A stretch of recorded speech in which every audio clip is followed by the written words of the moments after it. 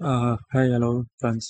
இந்த வீடியோவில் நம்ம எதை பற்றி பார்க்க போகிறோம்னா LeetCode problem solving for the SQL.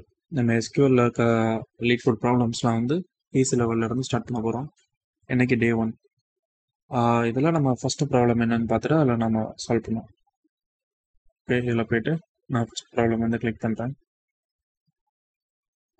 Click பண்ணோன்னே இங்கே லெஃப்ட் சைடில் கொஸ்டின்ஸும் ரைட் சைடில் வந்து நம்மளுடைய கோட் பண்ணிக்கலாம்.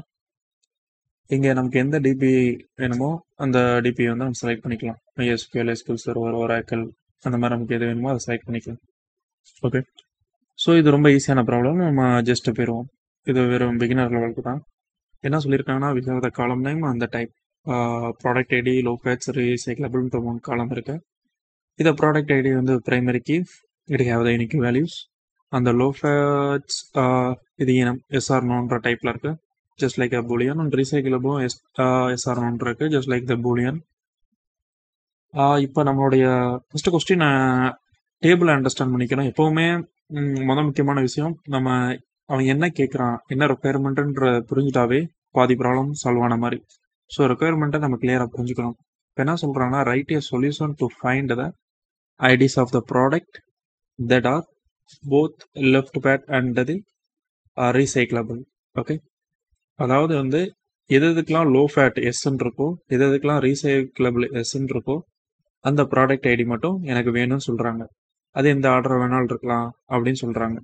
அதே மாதிரி அவுட்புட்டும் கொடுத்துட்டாங்க. இது என்னோட இன்புட், இது அவுட்புட். இதுக்கான குவரி வந்து டெரைவ் பண்ணும். இப்போ நான் எஸ்கியூஎல் சர்வர் தான் யூஸ் பண்ணிக்கிறேன். இதில் என்னன்னா ஃபஸ்ட்டு செலக்ட். நமக்கு அவுட்புட்டில் ஒரே ஒரு காலம் தான் வந்திருக்கு. ஸோ நான் என்ன பண்ணுறேன்னா ப்ராடக்ட் அண்டர்ஸ்கோர் ஐடின்னு சொல்லி டெஃபைன் பண்ணிக்கிறேன். ஃப்ரம் நம்மளோட டேபிள் நேம் என்னது, ப்ராடக்ட்ஸ். ஓகே, இப்போ என்ன பண்ணோம்னா செலக்ட் ப்ராடக்ட் ஐடி ஃப்ரம் ப்ராடக்ட்ஸ்ன்ற இந்த காலத்தை மட்டும் ரிட்டர்ன் பண்ணும். இப்போ இதில் வந்து நமக்கு என்ன வேணும், low fats S, recyclable S.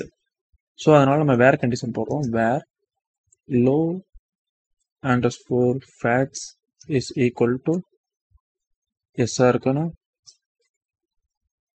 And recyclable is equal to S இருக்கணும்.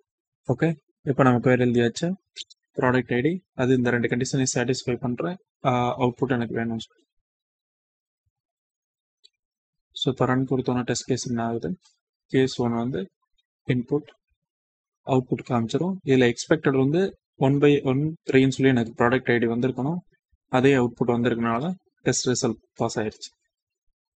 இப்போ நான் சப்மிட் கொடுத்தோன்னா அது நம்ம இதில் சேவ் ஆயிடும்.